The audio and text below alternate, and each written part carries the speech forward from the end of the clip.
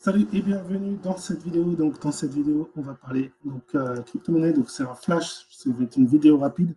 C'est simplement parce que en ce moment, il est en train de se passer un truc. Donc, je vais vous montrer sur le BTC, donc sur le Bitcoin en daily.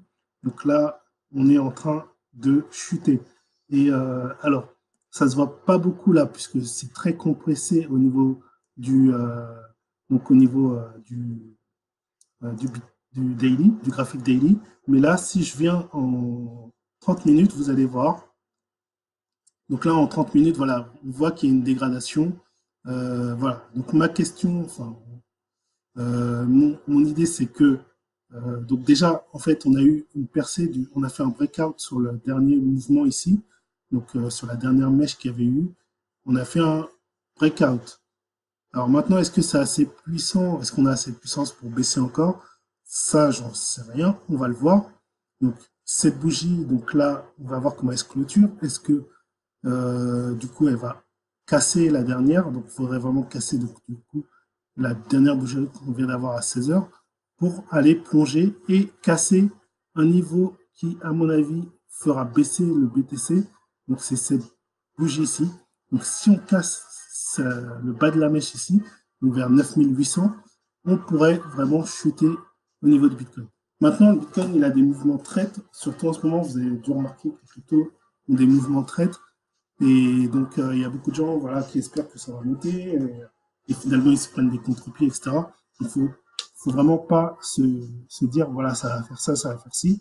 Moi, ce que je vois, c'est qu'effectivement, techniquement, j'ai ma login span qui a percé le niveau bas de mon, du boulanger. Du coup, moi, c'est une indication baissière. Et en plus, on a eu une cassure, on a eu un petit breakout ici. Mais vraiment, ce serait le breakout de ce niveau-là, 9008, qui serait vraiment, vraiment intéressant pour une baisse. Maintenant, en daily, j'ai quelque chose qui me fait dire que on pourrait vraiment aller vers une baisse. Alors, hop, donc, qu'est-ce qui me fait dire qu'on pourrait vraiment aller vers une baisse? C'est si j'arrive à baisser le graphique.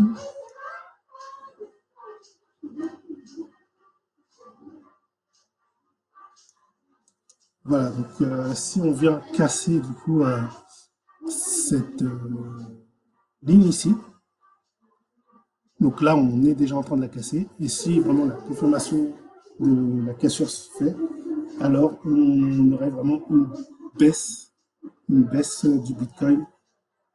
Donc voilà, donc moi c'est ce que j'attends. Alors je vais vite enlever les droites qui gênent un peu au niveau de la lecture graphique. Hop, suppression, voilà. Donc c'est cette droite en pointillé. Voilà, donc là, en fait, j'ai pris les deux points bas ici, ce point-là et ce point-là, puisqu'on est venu à chaque fois taper dedans, et puis on est remonté. Je ne prends pas les mèches, parce que vous voyez bien que c'est des mèches exagérées. Et du coup, voilà, donc là, on a vraiment un mouvement baissier qui vient casser donc, cette droite. Donc pour moi, il y a vraiment une possibilité qu'on aille plus bas. Allez, ah oui, je vais faire une petite aussi analyse au niveau des autres crypto-monnaies. Alors, juste 2 secondes. Alors, donc, je ne sais plus où j'en étais. Donc, bref, la dominance du Bitcoin. La dominance du Bitcoin, elle est en train de baisser.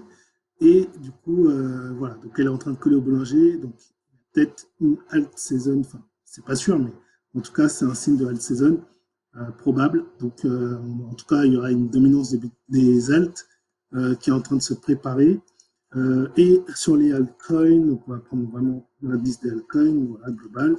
Donc les altcoins, on voit voilà, qu'elles sont aussi dans une période de range et c'est assez compressé. Voilà, donc, et ça pique vers le bas quand même depuis quelques temps. Mais pour l'instant, il n'y a pas d'alerte sur les altcoins.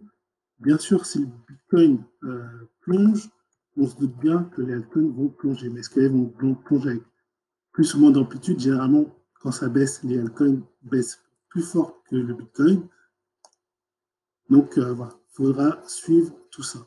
Donc voilà, alors ici on voit qu'on avait quand même du mouvement comparé au altcoin. Et voilà, on est rentré dans un range depuis un peu plus d'un mois.